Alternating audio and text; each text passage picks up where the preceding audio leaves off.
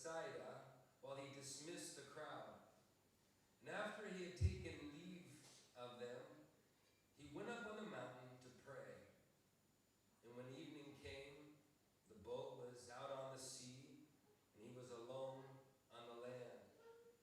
And he saw that they were making headway painfully, for the wind was against them. And about the fourth watch of the night, he came to them, walking on the sea. He meant to pass by them. But when they saw him walking on the sea, they thought it was a ghost and cried out. For they all saw him and were terrified. But immediately he spoke to them and said, "Take heart, it is I. Do not be afraid." And he got into the boat with them, and the wind ceased, and they were utterly astounded, for they did not understand about the loaves, but their hearts were hardened. This is the word of the Lord. I'll start with just an introduction. Maybe it's a way for you to get to know me just a little bit. And my family, I have 3 kids, and it was funny, I think it was James who said 6 to 13, they need a little bit of guidance. I can give you witness at 14 through 20, also need a little bit of guidance. I have 3 kids, they're big now, but in 2013, as our family, we had a historical event, which is we got our first new car. And so right after we got this car, it was 2 days after, we jumped in the car. It was in April in 2013. We drove to Slovenia, which is really close to where we live, had a picnic below a mountain called Mount Sneznik. It was this beautiful, gorgeous, blue sky day. I mean, it was just perfect. On the way back, it was getting late in the afternoon, and I was with a friend and his family. We saw that there was a road, a dirt road, that cut across the bottom of this mountain, and it was going to save us like 20 or 30 minutes time. Of course, we were super excited, and the question was, it's a dirt road. I come from Montana. It's no problem. I basically grew up on dirt roads. And so we started this adventure, and as we go across, I promise you, this has never happened to me at another time in my life. I'm driving on this dirt road, and in a matter of, I would guess, 200 to 300 feet, it went from this beautiful green, lush forest to this winter wonderland. In a matter of probably like 30 seconds, we saw it was like almost a foot of snow all around us. It wasn't snowing, but there was just snow everywhere. I don't know if it was because of the shadow of the mountain, or if we entered Narnia. I'm not sure exactly what exactly happened. And as we're driving, again, some wise voice in the car said, maybe we should turn around. But another voice said, "I'm from Montana. I know snow. This is like summer." And so I continued on this road. Everything was working fine until, of course, I had to stop. And then when I went to start again, the wheels start spinning. And my friend and I, we get out, we try to push the car, we try to bounce the car up and down, rock the car. And it was at that point I realized we were stuck. New car, no chains. New car, I had the sun going down, 3 little kids in the back, a wife next to me that was a little less happy than when we started. And at that point I said, okay, what in the world are we going to do? The good news is, as you can see, because I'm here, we made it out eventually. It's a long, boring story, and embarrassing that I don't want to get into right now. And if anybody, I don't know, maybe there's a dad or a husband who feels sorry for me just a little bit right now. You shouldn't, because the name of the mountain, Mount Sneznik, the English and Italian translation is called Snowy Mountain. So I probably should have known that this was going to happen. But there I was, stuck. Nothing. All nothing I could do. So my question for you this morning is, have you ever felt stuck in your life? Your wheels been spinning for some time? Maybe for you, you're feeling stuck at work. Every day you go to work, it feels like it's the exact same routine. You're doing the same thing over and over again. You don't see the progress, you're not reaching the goals, you're not achieving the dreams that you hope for. Or maybe you're feeling stuck in your marriage right now. It feels like you're having the same conversations, there's the same conflict, there's the same issues that you're having to deal with. See and feel also with him that the wheels are spinning. It feels like your relationship is the same as it was a year ago, 2 years ago, 10 years ago. You don't feel like you know him anymore. You don't feel like you're more dependent upon him anymore. Maybe you feel like your love's grown a little cold. Well, if you're feeling stuck this morning, there's great news. First of all, feeling stuck is a normal part of the Christian life on this earth. Secondly, it's good news because we see the disciples who are stuck several times in this passage. But the best news is what we want to see today is that over and over, Jesus knows how to pull us out when we get stuck. So let's look together at Mark chapter 6. We'll see that the disciples were stuck on the shore, they were stuck at sea, and they were stuck in their doubt. First, they were stuck on the shore. Mark says immediately, so that word immediately puts us, this is linked with the story that just came before us. And the context is, this is right after Jesus had multiplied the fish and the bread and fed the 5,000. And it's really interesting that the crowd after this is in some kind of frenzy. And John tells us, he gives us a little insight into what the crowd was thinking. He says in John 6, verses 14 and 15, when the people saw the sign that he had done, they said, "This is indeed the prophet who has come into the world." But then we see this enthusiasm turns a bit dark. Verse 15, perceiving then that they were about to come and take him by force to make him king, Jesus withdrew again to the mountain by himself. This idea to have Jesus as king, I think it's obviously, he is king. It's a great idea. He's powerful. He's kind. He's good. We want Jesus as king. But we can see that their issue is they wanted to take Jesus and make him king. They wanted to use Jesus specifically. We can imagine the scene. Here we have free bread and fish. Here we have someone who can defeat our enemy, the Romans. This is the moment we've been waiting for. Let's establish and start this kingdom here. But we know Jesus didn't come to defeat the Romans. He came to defeat a more terrible enemy. He came to defeat the passions, the desires of our heart. He came to be king of our hearts.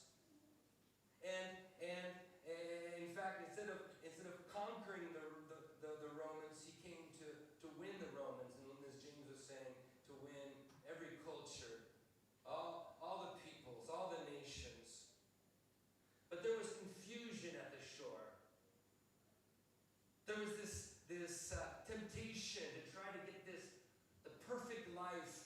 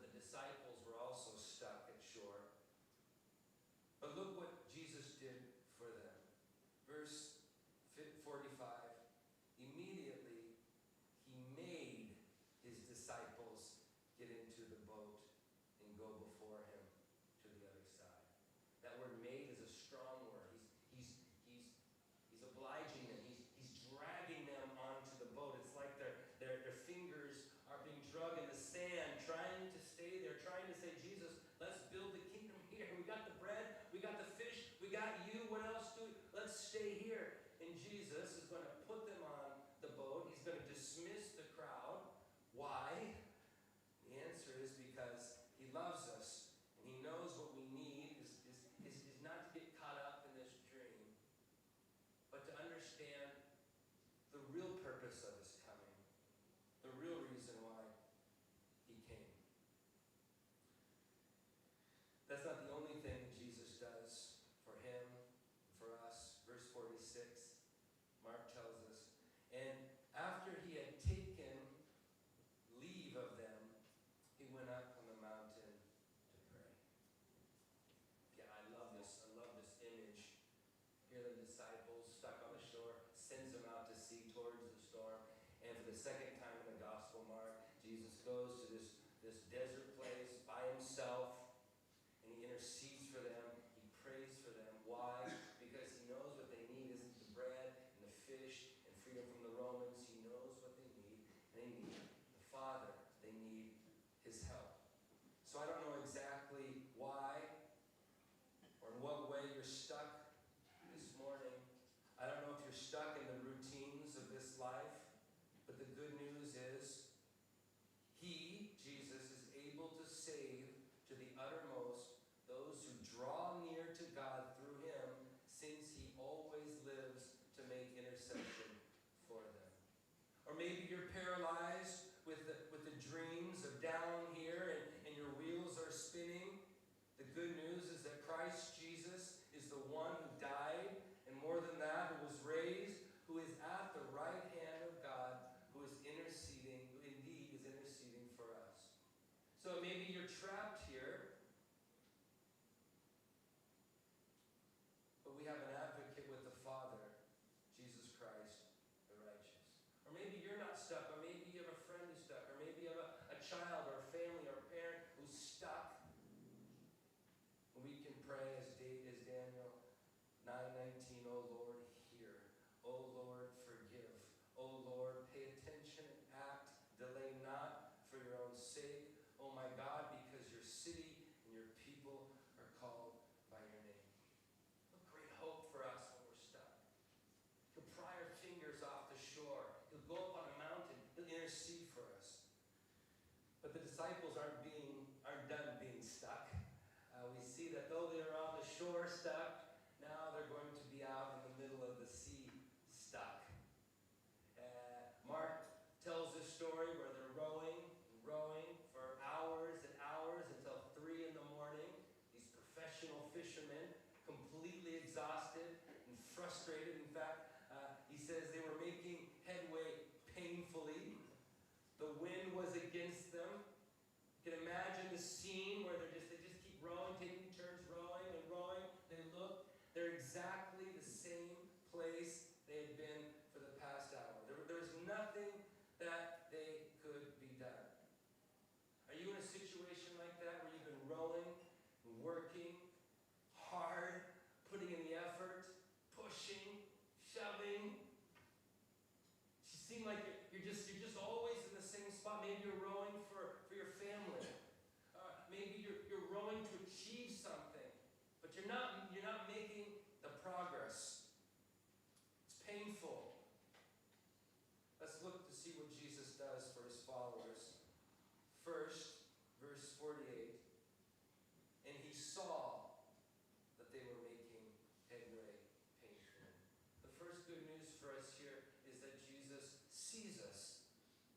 He sees the affliction. He sees the struggle. He knows your heart. He understands the conflict that you're facing. He sees that. Behold, the eye of the Lord is on those who fear him, on those who hope in his steadfast love. Isn't it great that we have a God who sees? But more than that, we read, he came to them. He came to them. They didn't have to go find him. They're just rowing, stuck. But the God who sees is faithful to come down and go to them. And it's almost like this story, it almost gives me chills, this part of the story. It's like the disciples in anguish, we need help. Yeah, you can't come help us, Jesus. There's a sea between us. He says, I'll walk on the sea.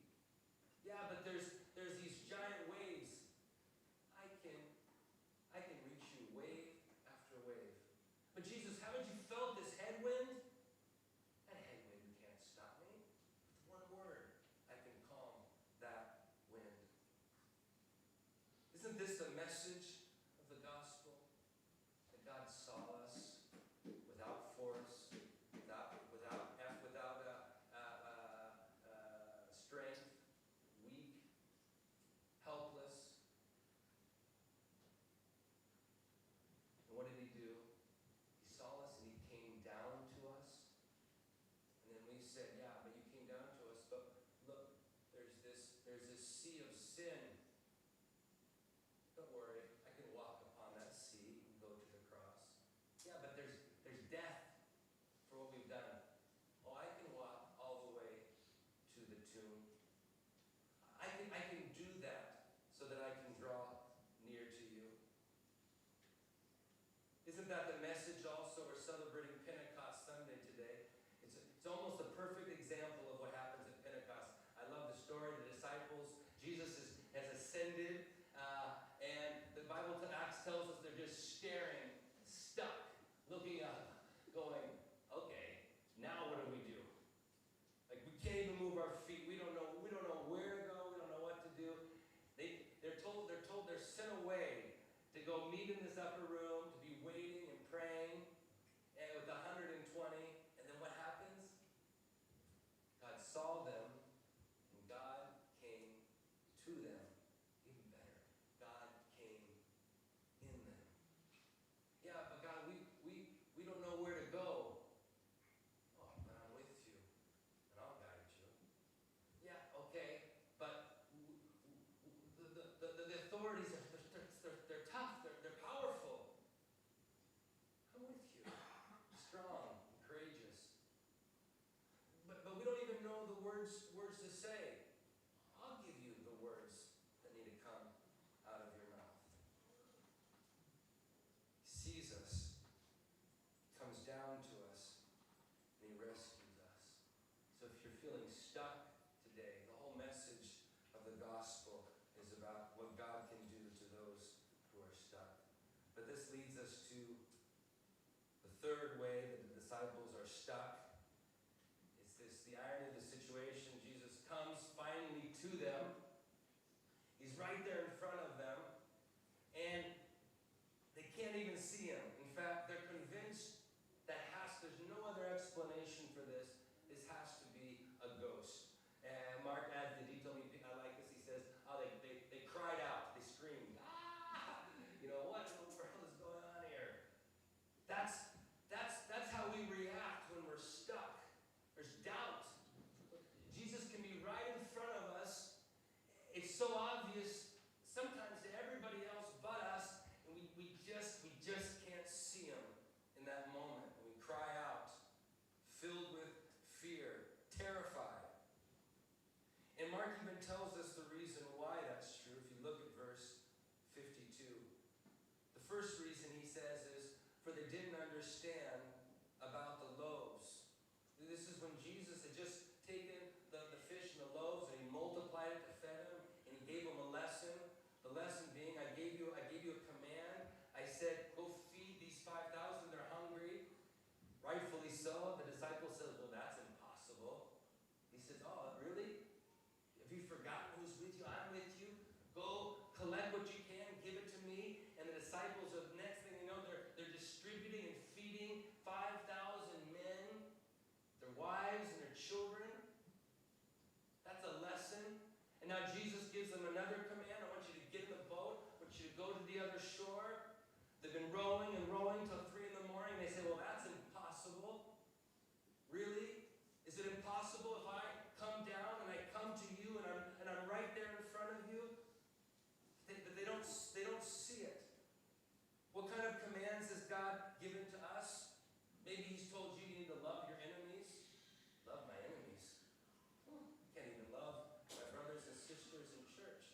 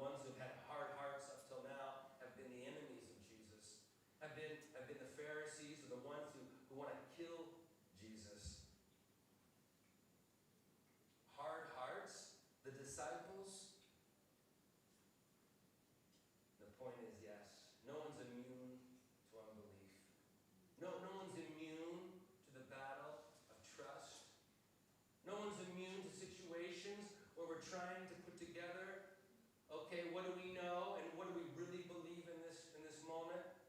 It's almost like, you remember when the people of Israel passed through the waters on the Red Sea. They get to the other side towards the promised land. God is guiding them. He's with them. And the first reaction is, we're hungry. We're thirsty. Let's go back to where we were. Why? Unbelief. Hardness of heart. And it happens to us every day. I'm assuming if I took a survey, who here believes that God is sovereign? I'm assuming almost everybody's going to raise their hand and say, yes, I believe that God is sovereign. But what happens when you've just drug your family to Slovenia? It's almost night. You're stuck in the snow. Do you really believe that God is in control? I'm assuming a lot of you would say, yeah, my identity is in Christ. It's true. But what happens when someone talks bad about you? You're filled with rage. Where really is your identity? We know the truth. It's good. We believe it here. But that process of believing what we know and working that out in the areas of our heart can be very, very difficult. We just can get stuck. The problem with being stuck in unbelief is that unbelief always interferes with our relationship with God. It always makes it more difficult to see Jesus right in front of us. It's by faith, and only by faith, that we can draw near to Him. But God doesn't leave us in this situation. Once again, you see two more responses by Jesus. The first is probably my favorite detail of this passage. If you look back to verse 48, and he saw that they were making headway painfully, for the wind was against them. And about the fourth watch of the night, he came to them, walking on the sea. He meant to pass by them. What? What is it? Did he come to them? Or was he just trying to pass by them? In my modern brain, I have this image of Jesus walking on the water, passing the boat by chance. See you guys on the other side, and wanted to keep walking, and the disciples go, what's going on here?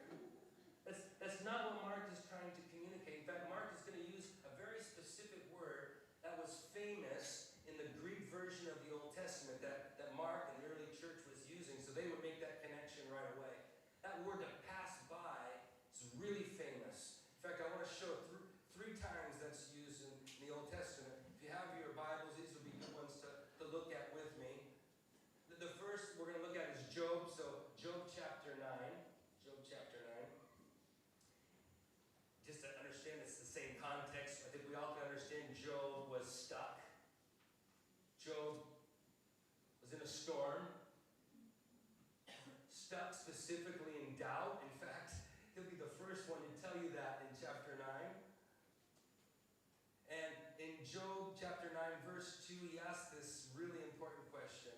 How can a man be in the right before God? And then he tells himself things that he knows in his head. In fact, we see in verse 4, I know he's wise. Verse 4, I know he's strong.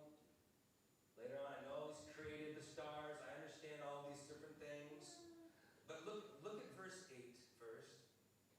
Talking about God, who alone stretched out the heavens and trampled the waves of the sea, who made the bear and the Orion, the Pleiades and the chambers of the south, who does great things beyond searching out and marvelous things beyond number.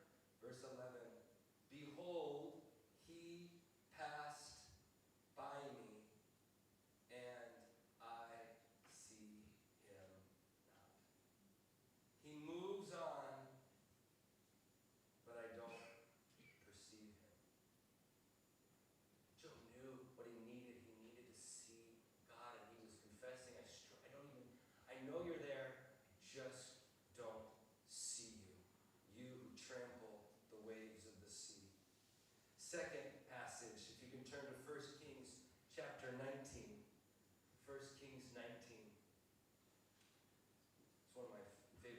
stories in the Bible. It's when Elijah, he's in this big storm, stuck. The king and the queen want him dead, and he's trying to run away. Not only that, he's really stuck in his own self-pity. Oh, I'm the only prophet left in Israel, the only faithful one. I love that because I found myself saying that often. Oh, poor me, poor me. He's stuck there, but God brings him to a mountain. In 1 Kings 19, verse 11, he said, "Go out and stand on the mount before the Lord, and behold, the Lord passed by." And you remember the story, there's this great wind. It says that wind's that's not God. Then there's the earthquake. Well, the earthquake wasn't God. And there's the fire. No, the fire wasn't God. And then there's the sound of a low whisper. And it was just enough of that, of God passing by, where we see his reaction. He's covering his face. He's leaving. He's going out to the entrance. He's leaving that cave. God says, "What are you doing here, Elijah?" And his response, verse 14, "I have been very jealous for the Lord." Elijah needed God to pass by him when he's stuck in the mountain. And maybe the most famous example of this word in the Old Testament is in Exodus 33 and 34. This is also a famous story. This is when Israel itself is literally stuck in the desert. We're getting another set of the 10 Commandments. Unbelief, hard hearts. Moses goes up on the mountain. God tells him the worst news that Moses could possibly say here. He says, "Yes, I'm going to send you guys into the promised land, but I'm not going to be with you." Moses is shocked. Did you remember what Moses said? It's better for us to be stuck in the desert with you than to go to the promised land with the milk and the honey and the fish and the bread, for there's no Romans without you. Moses said, no. I understood something. If we want to get unstuck, we don't need that. We need you. And he even said, we need to have a personal relationship with you. It says that in Exodus 33. And then Moses makes this fantastic request. God, would you just show me your glory? God knows he can't handle the glory. There's another story. He gives him just a little glimpse of his glory, and his face is shining. But then in chapter 34, verses 5 and 6, we read that word again. "And the Lord descended in the cloud and stood with him there and proclaimed the name of the Lord, and the Lord passed before him." Okay, church, this is what we need when we're stuck. We need God passing by us. We need a vision. We need our eyes open to see him. We need to see his glory. We